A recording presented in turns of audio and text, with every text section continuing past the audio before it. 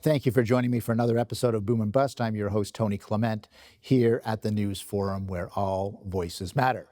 Just how fair are unionization rules, even in conservative-run jurisdictions? Well, here in Ontario, it doesn't take much to satisfy unionization thresholds, as we'll hear from our guest today. Carla De Silva, owner of CRME Inc., a Kitchener, Ontario loading dock installer, is with us today. And also returning to our program is Peter Sean Taylor of C2C Journal. Welcome to you both. Great to be Hello, here. Tony.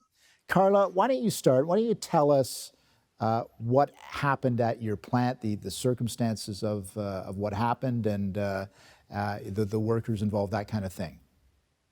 Okay, so it started back in August. With COVID, our business was quite busy, so I had a customer that needed people to be sent out to Edmonton. Some of my employees to be sent out to Edmonton. At that time, I was short-staffed here in Kitchener, so I was required to ask and put an ad on Indeed, which I did, and to my surprise, I got very quickly 3 individuals to come and work. Most of my staff was out of town. I had a couple of them that actually had to go back to Newfoundland because of their families. COVID was happening. So literally had 4 employees here at the time. One, a non-card signed employee, and 3 of them I later found out that they were signed by the union. That was a Friday. On a Tuesday morning, I get served with papers from the labor board stating that local IBW was trying to get my company certified on a card sign basis, and they had 3 employees that were literally changing my company to become completely certified under the union. The employees that I had working out west in Edmonton, they were only there for 4 days. Total of my employees were 16 at the time, and 3 individuals that I barely knew worked. One of them worked for me for a few hours, decided on the fate of my company and my current employees. I have right. Just explain that. So was the issue that at that particular point in time, there was a majority of people who were unionized and therefore the whole plant is unionized because your other employees didn't count because they were out in Edmonton? Is that so? Yep, that is correct, which is a very wrong form of making a business part of a union. In my view, my other employees have the right to have a voice and have their voice heard. They didn't. It went from even the master electrician and the union telling me that he cannot work and he cannot be part of the union. Well, I don't know if you know how it works, but electrical contractors cannot work unless they have a master electrician attached to it. So the way that the Ontario law right now is, it only applies to the construction sector. Right. It does not apply if I was to work at a Tim Hortons or a Walmart or any other or manufacturing factory. It only applies to the construction industry.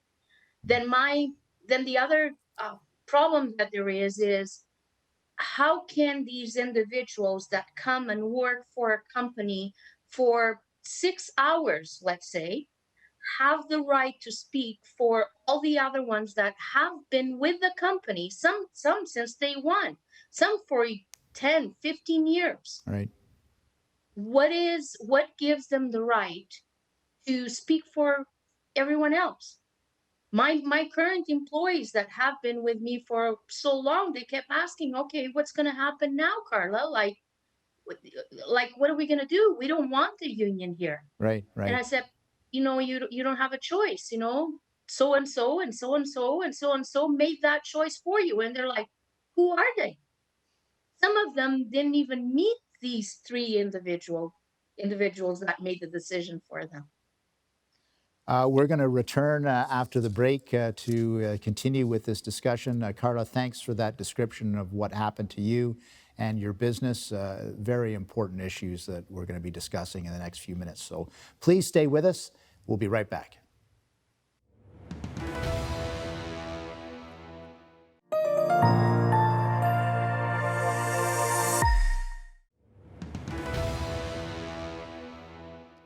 And welcome back to Boom and Bust. I'm your host, Tony Clement. We're talking about unionization rules for small businesses. We have Carla De Silva with us. She's a business owner.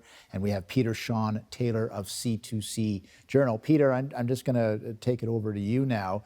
You heard Carla's description before the break of how this kind of automatic certification happened with 3 employees having been certified as union members. Bam, 100% of the employees were certified. What's your take on this situation? Well, it's certainly an oddity. Ontario is an oddity across the country because they actually operate 2 different systems for deciding whether a company should be unionized or not. Requires a bit of explanation, but to simplify it, you can either go the route that Carla experienced, where if a certain number of employees sign cards on a particular day and that constitutes a majority of the workers for that day, then you're automatically certified. That's called card check. The other system that's more familiar to probably your viewers, because that's how we elect our governments, is that everybody involved casts a secret ballot on a particular day. That's called mandatory balloting. And that's the system in place in the majority of provinces right now. We can get into that. It's gone back and forth over the decades, but most provinces either have mandatory balloting or card check. What's unusual about Ontario is that we have mandatory balloting for all sectors except the construction sector, which has card check. And some of the rules in Ontario are very peculiar. And you don't see those rules in other provinces that run card check. So there's some strange things going on in Ontario, and Carla's story, brings those to light in a particularly graphic way. So, Peter, just so I understand and so our viewers understand, in construction trades in Ontario, there's no mandatory vote. It's all done by card check, or does it depend on the circumstances? Yes, it's all done by card check. And card check is in place in Quebec, PEI, and New Brunswick as well. But all other provinces require, in general, mandatory balloting. But what's unusual about Ontario is that these cards can be signed any day of the week. Yeah. They can be signed on a Saturday or a Sunday. They can be signed on days in which an unusual circumstance is in play, like with Carla's example on this Friday. Most of her employees happen to be traveling. I talked to one employer that there was an attempted certification when he was hosting a golf tournament for his employees, and a couple of employees said they didn't like to play golf and they'd rather work, and that was a Saturday, I think. And so they happened to be the only workers on the job that day. So that's there are certain peculiarities, as I say, that seem to give unions the upper hand in this issue, and only in the construction industry, which is a bit of a puzzle. So I mean, you end up with these obviously unfair situations. Sure. Like Carla, and Carla is by no means unique. I talked to quite a few small business owners in the province, all in the construction industry, and you hear a lot of stories very similar to Carla's. So, Carla, what sort of reforms do you think need to have happen? I know it may not help you, but what would you like to see that would be different? Well, for the card check, what the government should do is change it. I'm fine with the card part of it, but then make a mandatory vote if there is a minimum card signed.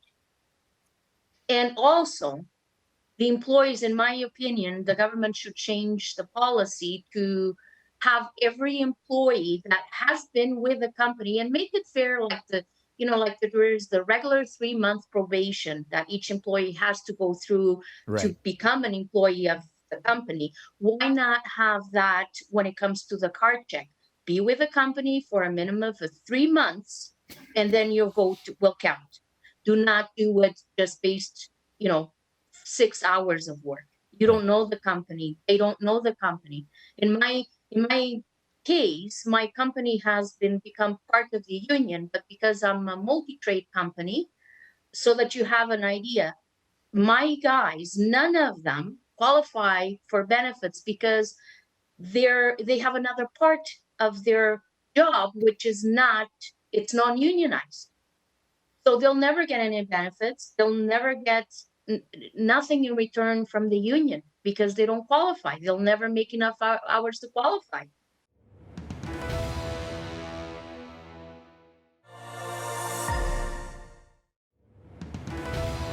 And welcome back to Boom and Bust. I'm your host, Tony Clement, here with Carla De Silva.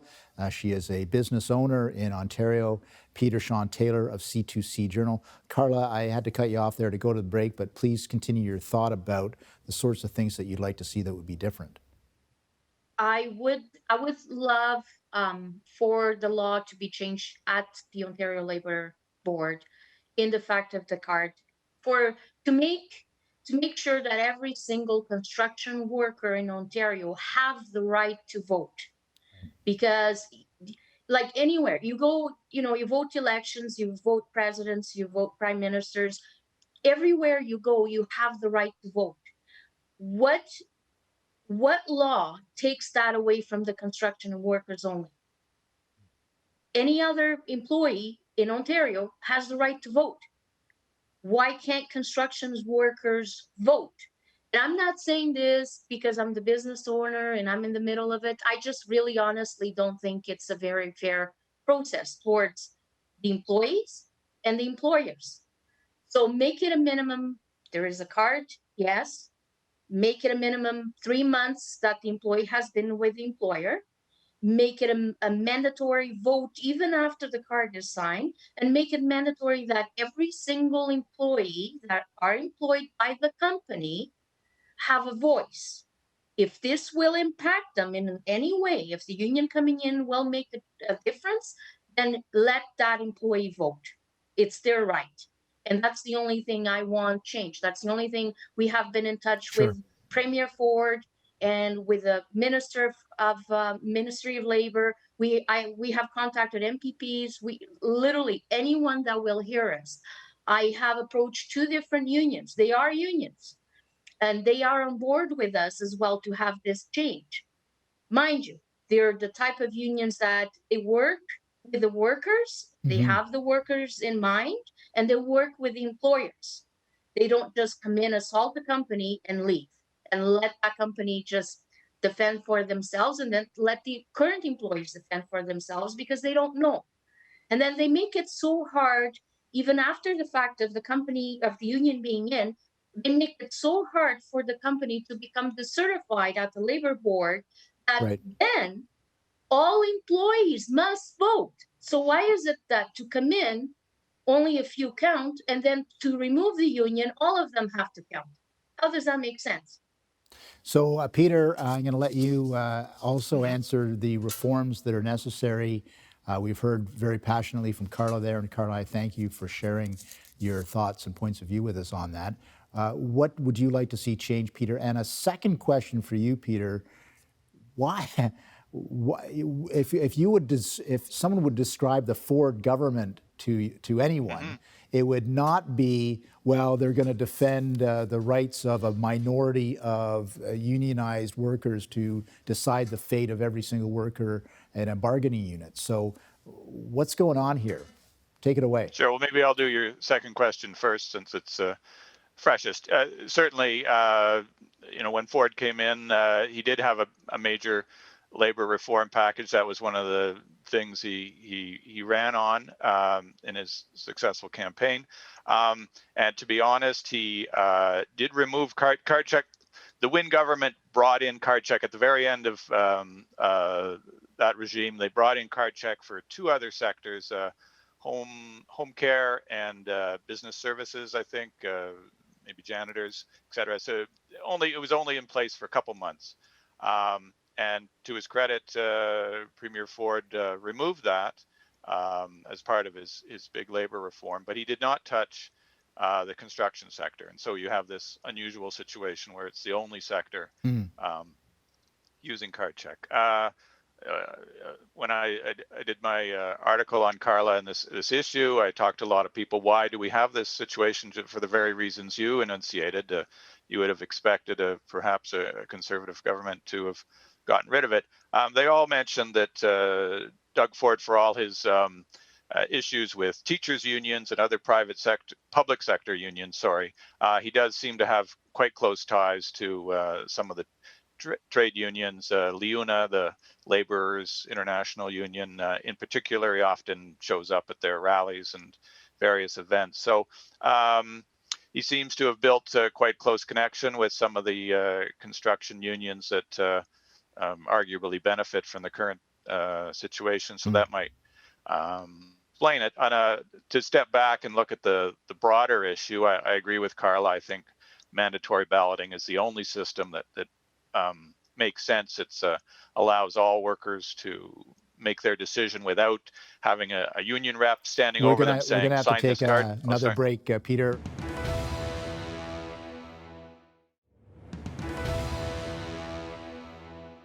Welcome back to Boom and Bust. I'm your host, Tony Clement, here with Carla De Silva, a business owner, Peter Sean Taylor at C2C Journal, talking about unionization. Peter, I had to cut you off there, but you were going to just get into some of the broader reforms that you think are necessary. Sure.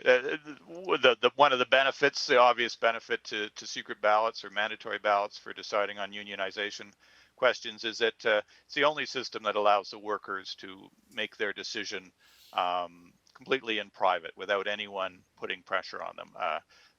You get pressure if there's a union rep handing you a card saying, sign this, all your buddies are signing this.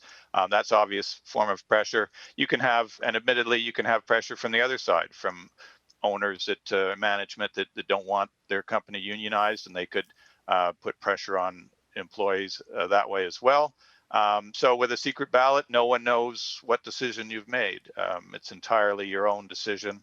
As Carla said, that's how we pick governments. It should be good enough to pick unions as well. Across the country, as I said, a majority of provinces do use mandatory balloting, but it is quite a political football. Right. It goes back and forth. The Harper government brought in mandatory balloting. The Trudeau government brought back card check at the federal level. Provincially, you've seen several provinces go back and forth several times, Manitoba, Newfoundland, for instance. The fact that Horgan has a majority out in BC has raised expectations that that government will go from mandatory balloting back to card check. So that's another layer of confusion that added onto it. I think pick a system and stick, and Sure, I think sure. mandatory balloting makes the most sense to me. Yeah, and Carla, just bringing it back to you. So what is the future? I mean, I don't think anybody on this program is arguing unions are automatically all bad, but there has to be some sort of balance, I think, in labor relations. So where do you see the future on this, Carla? That is not true. Not all unions are bad. And even though I'm an employer, I must tell you that there's unions out there that do it the proper way, which is approaching the employees and asking them if they want to be part of the union, and then do the vote like they're supposed to be doing it, not doing it the very way that most unions do it, which is sometimes they even pay these guys to come in, which in my case, probably that's what happened because they came in for 6 hours. So no one goes to a job site and works 6 hours and pretty much says, okay, I'm done for the day.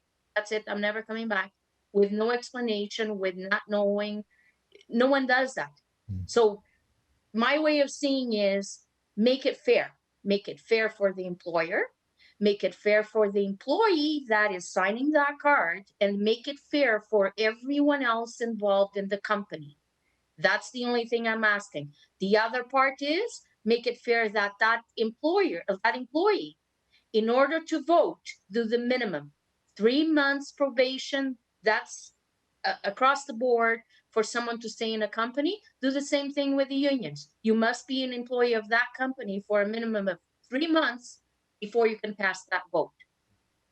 And with that, I think it would be fair towards the employees and towards the employers of Ontario. Right now, a construction worker does not have a voice. Peter, Sean Taylor, last 30 seconds is for you. Is there a way to balance this off better?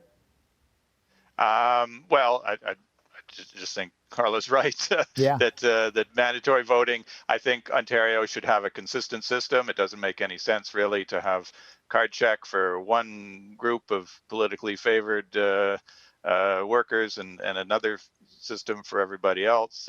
Make it consistent and make it fair, as Carla says. And yes, you know, workers have a right to join a union. You just want to make sure that all workers have a say in that decision, and it's not a small minority because of some unusual circumstance, working on a weekend or a Friday or whatever. Sure. I want to thank our guests for being part of this program. Very interesting discussion, Carla. Thank you so much for joining us, and Peter, You're of very course. welcome. And Thank you for having me. Yeah, and I wish you well with your business, certainly. Thank you, Tony. Very interesting discussion about unionization, how that is done, some of the technicalities, but clearly this is a topic that has to be discussed at the highest level. So thanks to Carla for being on the program, and Peter, and I'm sure it'll continue to be an issue. Thanks for watching.